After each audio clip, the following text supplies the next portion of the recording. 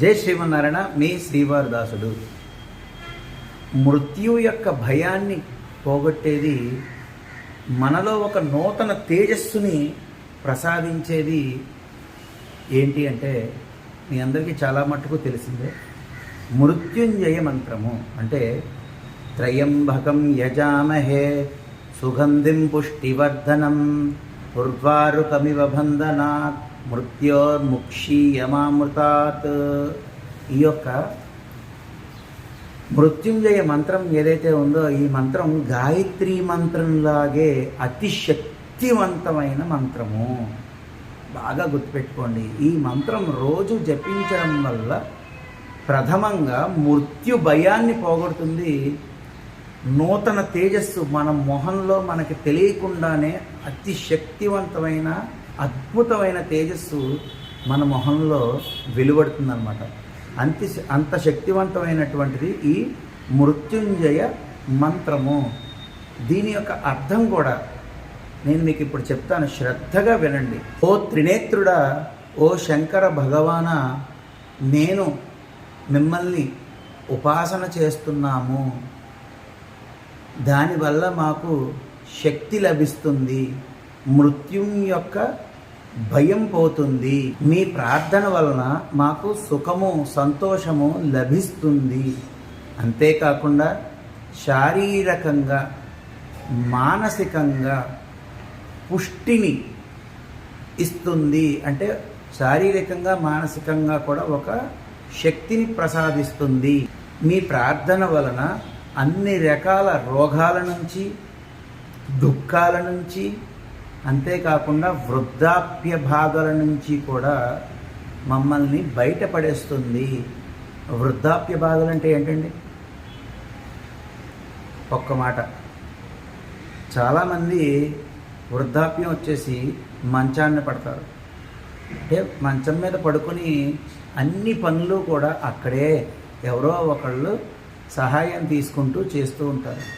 కొద్ది రోజులు పోయాక మనల్ని చూడడానికి భార్య కూడా చికాకు పడుతూ ఉంటుంది.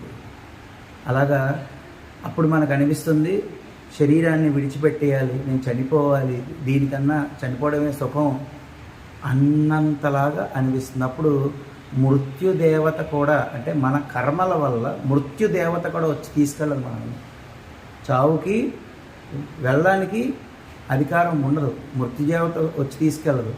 అప్పుడు మనం అనుభవించే, అంటే మనము అంటే నా ఉద్దేశం, ఇటువంటి ఉపమానాలు నా మీదే నేను పెట్టుకుంటాను, అన్నిదా భావించొద్దు. అప్పుడు నేను పడే బాధ ఎటువంటిది అంటే కనుక, శరీరాన్ని విడిచిపెట్టేస్తే బాగుంటుంది అని అనిపిస్తుంది అన్నమాట. అటువంటి సందర్భంలో పడే బాధను కూడా తొలగ చేసే నీ ప్రార్థన, నిన్ను ప్రార్థించడం వల్ల అటువంటి ఇబ్బంది లేకుండా. చూడండి, దోసపాదు నుంచి ఒక దోసకాయ పుడుతుంది. ఈ దోసకాయ పండుగా మారిన తర్వాత ఈ దోస పండు నుంచి, ఈ తొడిమ నుంచి ఎప్పుడు ఊడుతుందో కూడా తెలియదు. అంత సులువుగా ఇలాగా దోసపండు ఆ పాదు నుంచి విడిపోతుంది. అంత సులువుగా నన్ను తీసుకెళ్ళిపో స్వామి, నాకు మోక్షాన్ని ప్రసాదించు స్వామి అని చెప్పడమే అన్నమాట. అంటే సహజంగా ఎవరైనా ధనవంతులు ఇంట్లో పుట్టాలి, వచ్చే జన్మ ఉంటే అని అనుకుంటారు.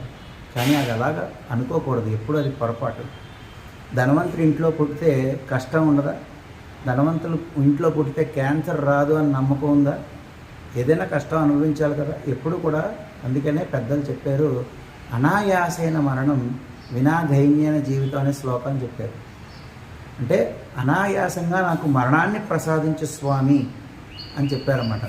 కాబట్టి ఈ యొక్క మృత్యుంజయ మంత్రం జపించడం వల్ల మనకి కలిగే ప్రయోజనాలు ఏంటి అంటే, ముందు మృత్యు యొక్క భయం పోతుంది, తర్వాత అపారమైన శక్తి మనకి లభిస్తుంది, రోగాలు పోతాయి, దుఃఖాలు, ఎటువంటి దుఃఖాలైనా పోతాయి.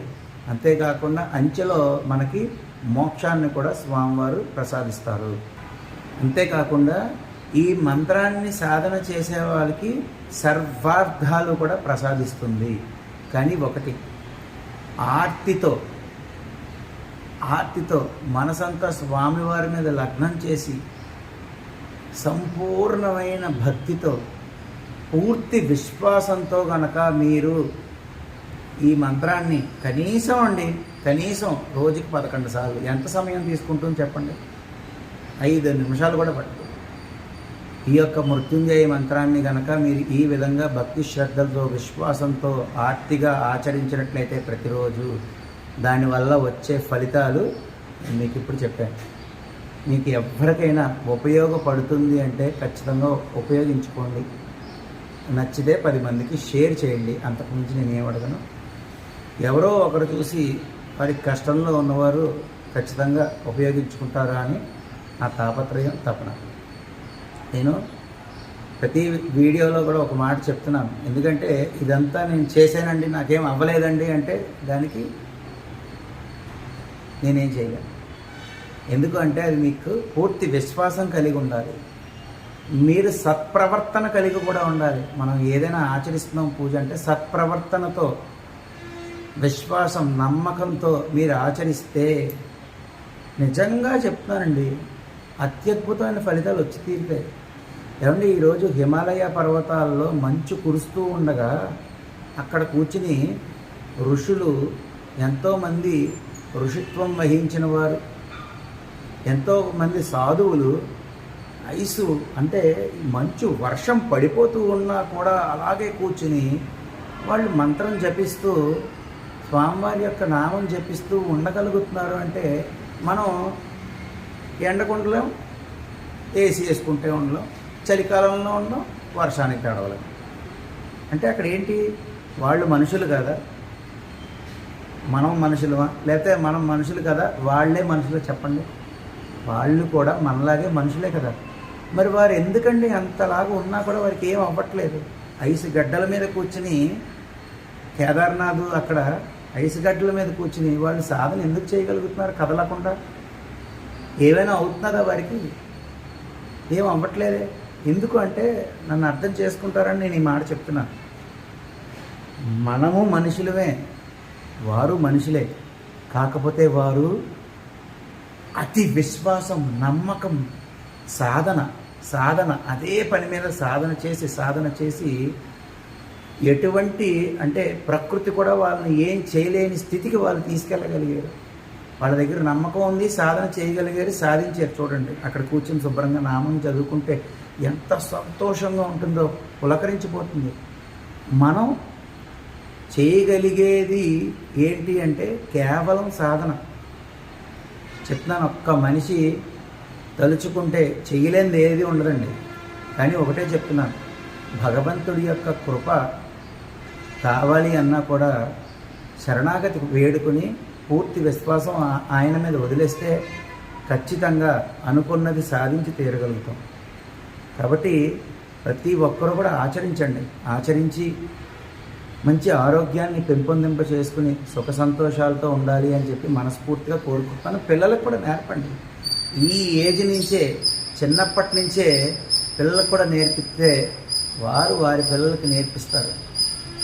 వారి యొక్క జీవితాన్ని అభ్యున్నత పదంలోకి మనం తెలియకుండానే తీసుకెళ్తాం. ఒరే రారా కూర్చో, నేను చెప్పేది చెప్పు, ఓం త్రయంబకం చెప్పరా 3 సార్లు చెప్పు, యజామహే 3 సార్లు చెప్పు అని మీరు అలాగో ఒక 10 రోజులు చెప్పించారు అనుకోండి, వాడికి నోటికి వచ్చేస్తుంది.